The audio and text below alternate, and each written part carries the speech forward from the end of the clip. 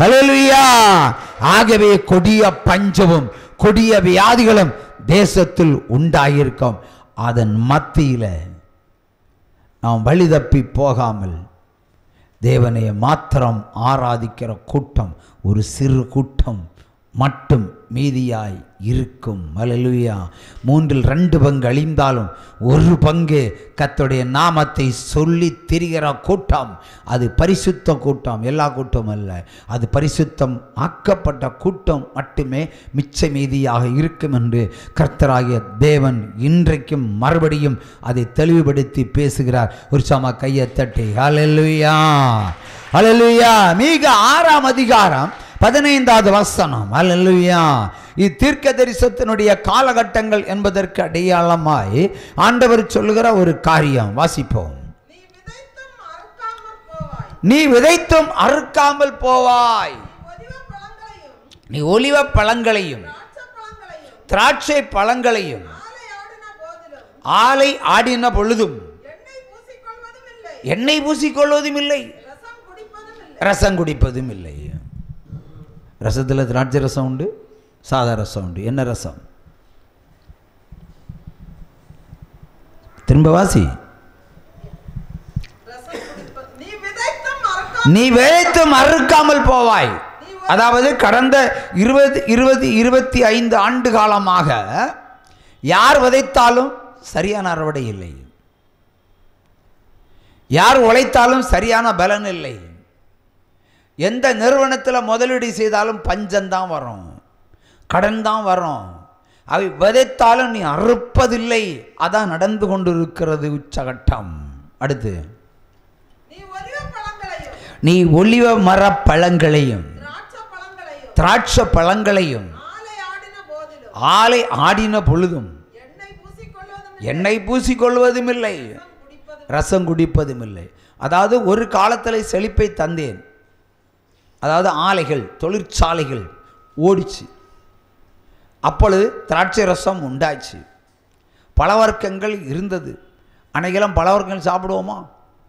இப்போ நல்லா இருக்கிறவங்க, இப்போ வீட்டில் 1 கிலோ ஆப்பிள் இருக்கிறவங்க கையை தூக்கலாம். வீட்டில் 1 கிலோ ஆப்பிள் வாங்கி வச்சுக்கிட்டு வந்தவங்க கையை தூக்கலாம், யாரும் இல்லை. 1 கிலோ கிராப்ஸ் இருக்கிறவங்க கையை தூக்கலாம், தூக்க மாட்டீங்க. சரி, 100 கிராம் உலர் திராட்சை இருக்கிறவங்க கையை தூக்க முடியுமா? தூக்க முடியாது. 1 கிலோ ஆரஞ்சு இருக்காது. வசதியாக இருந்த காலத்திலும் கூட நீங்கள் இவைகள் சாப்பிடுவதும் இல்லை, ரசம் குடிப்பதும் இல்லை. ஆனால் இனி குடிக்காமல் போனே சொல்கிறாரு. இனி குடிப்பதற்கு சந்தர்ப்பமே இல்லை. வியாதிப்பட்டால் மட்டும்தான் இந்த வகையான உணவுகளை தேடுகிறோம். வியாதிப்படுவதற்கு முன்பாக உங்கள் உடல், உங்கள் உள்ளம் ஆரோக்கியமாக இருப்பதற்கு நம்ம என்ன செய்யணும்? இதெல்லாம் சாப்பிட்ருக்க வேண்டும். அது இனி இல்லை, இனி இல்லாமல் போகும் என்று சொல்லுகிறார். இனி தேடினாலும் கிடைக்காது. ஒருவேளை பொண்ணு மிச்சம் இருக்கலாம், பொன்னும் வெள்ளியும் மிச்சம் இருக்கும் என்பதற்கு ஒரு அடையாளம். இப்பொழுது பொன்னிலும் வெள்ளியிலும் தான் அதிக முதலீடுகள் நடக்கிறது, அதிக முதலீடு நடக்கிறது. இப்போ வாங்குறவங்க விலை எவ்வளோ ஏறினாலும் வாங்கிட்டே இருக்காங்க இல்லையா? அதனால் தட்டுப்பாடு வருது. ஆகவே முதலீடு அதிகமாக வருகிறது. ஒரு நாள் பொன்னையும் வெள்ளியையும் வீதியில் எறிய வேண்டிய காலம் வரும்போது முதலீட்டாளர்கள் கண்கள் மல்கி கண்கள் கருகி அழுது புலம்பி திரியும் காலம் வருகிறது. ஹல்லேலூயா. உற்சாகமாக கையை தட்டுங்க. ஹல்லேலூயா. ஆகவே பொன்னும் வெள்ளியும் அல்ல அலங்காரம், கிருபையும் சத்தியம் தான் அலங்காரம் ஒரு மனிதனுக்கு. உற்சாகமாக கையை தட்டலாம். ஹல்லேலூயா, ஹல்லேலூயா. இப்படிப்பட்டவர்களுக்கு ஆண்டவர் என்ன தண்டனை கொடுக்க போகிறார்? இந்த உலக ஆஸ்தி மேல் எண்ணம் கொண்டவர்கள், இந்த உலக ஆஸ்தி மேல் பாசம் கொண்டவர்கள், இந்த உலகத்தின் மேல் அன்பையும் பாசத்தையும் இரக்கத்தை மீது அதற்காகவே ஓடுகிறவர்களுக்கு ஆண்டவர் ஒரு கொடிய வியாதியை அனுப்ப போகிறார். ஹல்லேலூயா. ஏசாயா 10ஆம் அதிகாரம் 16, 17, 18 அனுப்பி கொண்டே இருக்கிறார். 25 வருஷமா இந்த வியாதியை 25 வருஷம் அனுப்பி கொண்டே இருக்கிறார். திரும்ப வாசிங்க. ஆகையால் சேனைகளின் ஆண்டவராகிய கர்த்தர் சொல்லுகிறதாவது, அவனை சேர்ந்த கொளுத்தவர்களுக்குள்ளே இளைப்பை அனுப்புவேன், பட்சிக்கும் அக்கினியை போலவும் ஒரு அக்கினியை அவன் மகிமை மேல் கொளுத்துவார். இஸ்ரவேலின் ஒளியாயிருந்தவர் அக்கினியும் அதன் பரிசுத்தர் அக்கினி ஜுவாலையுமாய் மாறி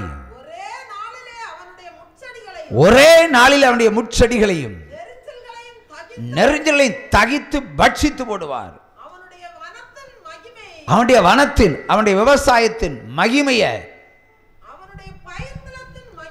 பயிர் நிலத்தினுடைய மகிமையையும் உள்ளும் புறம்பும் அழிய பண்ணுவார். அதாவது இனி முளைக்கவே கூடாது, இனி விதைக்கவே கூடாது, இனி அறுக்கவே கூடாது, மொத்தம் அழிச்சு போட்டுருவேன்னு சொல்றார் ஆண்டவர். கொடி பிடிக்கிறவன் களைத்து விழுவது போல் ஆகும். அல்லேலூயா. திரும்ப சேர்த்து வாசி.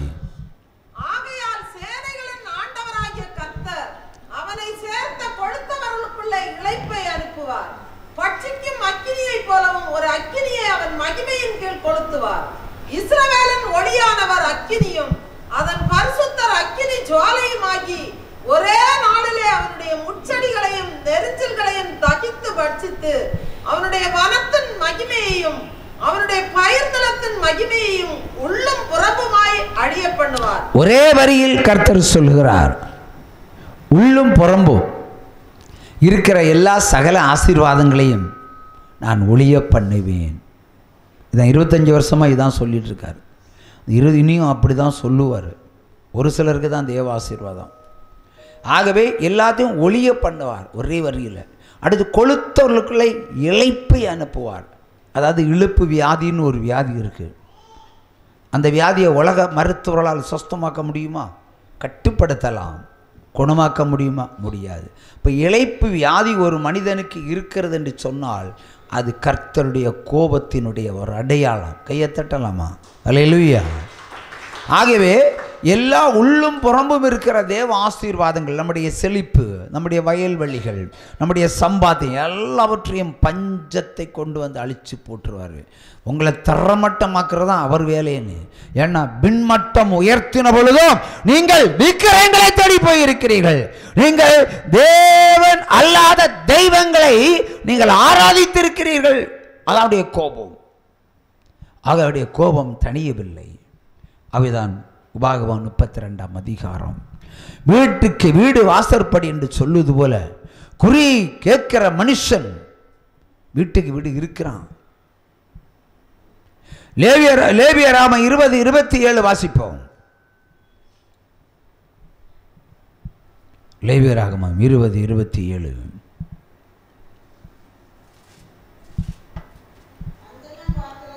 அஞ்சனம் பார்க்கிறவர்களும் குறி சொல்லுகிறவர்களுமாய் இருக்கிற புருஷனாயிலும் ஸ்திரீயாயிலும் என்ன செய்யப்பட வேண்டும்? என்ன செய்யப்பட வேண்டும்? சத்தமா சொல்லுங்க, எல்லாரும் கேட்கட்டும். கொலை செய்யப்பட வேண்டாம். அஞ்சனம் பார்க்கிறவர்கள், குறி கேட்கிறவர்கள், வெத்தலை பார்க்க போனாலும் சரி, நீ விக்கிரங்களில் பார்க்க போனாலும் சரி, அவருடைய நியாய தீர்ப்பு என்பது கொலை. ஆகவே அவர் கொன்றோடு இருக்கும் முன்ன மனம் திறந்தனா பிழைத்திருக்கலாம். உற்சாகமாக கையை தட்டலாம். அல்லேலூயா. வேதம் கடுமையாக தான் இருக்கிறது. அதை கிறிஸ்தவர்கள் பின்பற்ற வேண்டும். இந்த பசுமாடு புல்லை தின்னும். எப்படி தின்னும்? பசுமாடு எப்படி தின்னும் பிரதர்? புல் எப்படி தின்னும்? நுனிப்புல்லை மட்டும் கடிச்சிட்டு போகும். ஆனால் எருமை மாடு என்ன செய்யும்? தர மட்டும் கடிச்சு மேய்ஞ்சிட்டு போயிடும். அல்லேலூயா. அவ இங்கே நம்ம எருமை மாடாக இருக்கணும். வசனத்தை கேட்கறதில்ல, சரியாய் கேட்ட அப்படி நடக்கிறதில்ல. எருமை மாடு மாதிரி தான் மேயணும். புசு மாடுக்கு கொஞ்சம் சாப்பாடு போதும், எருமை மாடுக்கு நிறைய வேணும். நமக்கு வேத வசனம் நிறைய தேவைப்படுகிறது. அல்லேலூயா. ஆகிய வசனத்தை கேட்டு நடந்தால் தேவனுடைய மகிமையை நீங்கள் பார்ப்பீர்கள். அல்லேலூயா. உற்சாகமாக கையை தட்டலாம். ஆண்டவர் சொல்கிறார், எரேமியா 12ஆம் அதிகாரம் 6 முதல் 9 வரைக்கும் 3 வசனத்தின்படி தேசத்தில் கையை கொட்டி வருகிறது மகா பெரிய அழிவு. வாசி.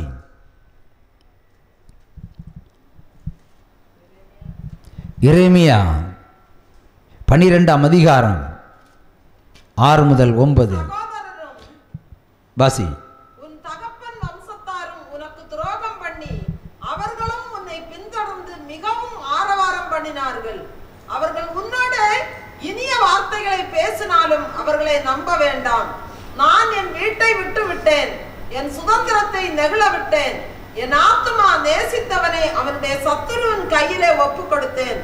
என் சுதந்திரம் காட்டில் உள்ள சிங்கத்தை போல எனக்கு ஆயிற்று. அது எனக்கு விரோதமாய் கர்ச்சிக்கிறது, ஆதலால் அதை வெறுக்கிறேன். என் சுதந்திரம் பல வர்ணமான பட்சியை போல எனக்கு ஆயிற்று. ஆகையால் பட்சிகள் அதை சுற்றிலும் வருவதாக. வெளியின் சகல ஜீவன்களே அதை பட்சிக்கும்படி கூடி வாருங்கள். அநேக மேய்ப்பர்கள் என் திராட்சை தோட்டத்தை அழித்து என் பங்கை காலால் மிதித்து என் பிரியமான பங்கை பாழான வனாந்தரமாக்கினார்கள்.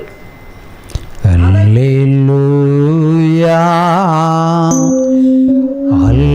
அல்லேலூயா, அல்லேலூயா, அல்லேலூயா,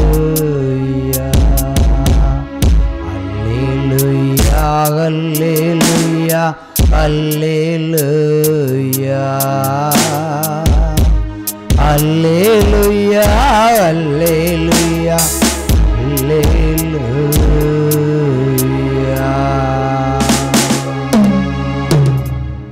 திரும்ப ஒரு முறை வாசி. உன் சகோதரரும் உன் தகப்பன் வம்சத்தாரும் உனக்கு துரோகம் பண்ணி. ஆமென். நிறுத்து. அநேக வீடுகளில் சத்துருக்கு யாருன்னா தகப்பன் வீட்டார் தான், அண்ணன் தம்பி தான், பகையாளிகள் பங்காளிகள் எல்லாம் அவங்க தான். நமக்கு முதல் மந்திரம் வைக்கிறது அந்நியம் இல்லை, நம்ம இரத்த பந்தமே. எரேமியா 9:4 வாசித்து விட்டு மறுபடியும் இந்த வசனத்துக்குள் வா. எரேமியா 9ஆம் அதிகாரம் 4வது வசனம். நீங்கள் அவனவன் தன் தன் சிநேகிதனுக்கு எச்சரிக்கையாயிருங்கள்,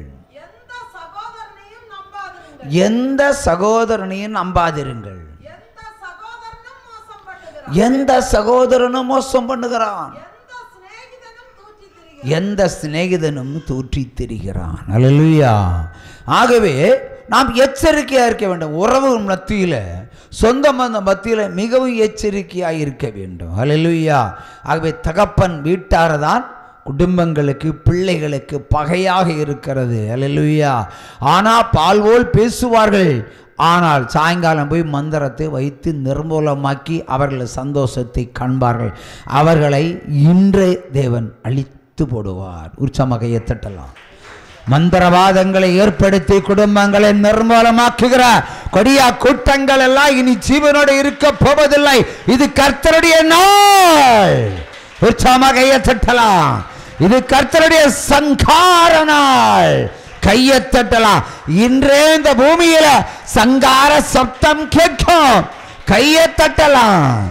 இன்றே இந்த பூமியில சங்கார சப்தம் கேட்கும். கையை தட்டலாம். இன்றே இந்த பூமியில சங்கார சப்தம் கேட்கும், கேட்டுக்கொண்டே இருக்கிறது. ஆமென். இனி திரும்பி வா மறுபடியும்.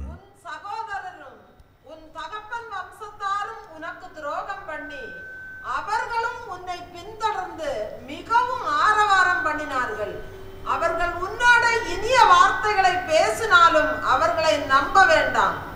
நான் என் வீட்டை விட்டு விட்டேன், என் சுதந்திரத்தை நெகிழ விட்டேன். என் ஆத்துமா நேசித்தவனை அவனுடைய சத்துருவின் கையிலே ஒப்பு கொடுத்தேன். என் சுதந்திரம் காட்டில் உள்ள சிங்கத்தை போல எனக்கு ஆயிற்று. அது எனக்கு விரோதமாய் கர்ச்சிக்கிறது, ஆதலால் அதை வெறுக்கிறேன். என் சுதந்திரம் பல வர்ணமான பட்சியை போல எனக்கு ஆயிற்று. ஆகையால் பட்சிகள் அதை சுற்றிலும் வருவதாக. வெளியின் சகல ஜீவன்களே அதை பட்சிக்கும்படி கூடி வாருங்கள். அல்லேலூயா. கர்த்தருடைய சுதந்திரம் பல வர்ணங்களில் பட்சிகளை போல் இருக்கிறது. சகல மிருக ஜீவன்களை என்ன செய்கிறது? அதை பட்சிக்கிறது. அதன்படி ஒப்பு கொடுக்கிறார். ஏன் ஒப்பு கொடுக்கிறார் சொன்னால், தேவன் தனக்கு பிரியமானவர்களை ஒப்பு கொடுக்கிறான்னு சொன்னால், எங்கேயோ கர்த்தருடைய சொல் கேளாமல் இருக்கும் பொழுதுதான் இப்படி ஒப்பு கொடுப்பார். தகப்பான் வீட்டாருக்கு ஒப்பு கொடுப்பார். அவர்கள் மந்திரம் வைத்து நிர்மூலமாக்கி விடுவார்கள். அப்படியே சுதந்திரம் சிங்கத்தை போல இருக்கார். சிங்கத்துக்கிட்ட போக முடியுமா? ஆட்டுக்குட்டியை பிடிச்சு விளையாடலாம், சிங்கத்தை பிடிச்சு விளையாட முடியுமா?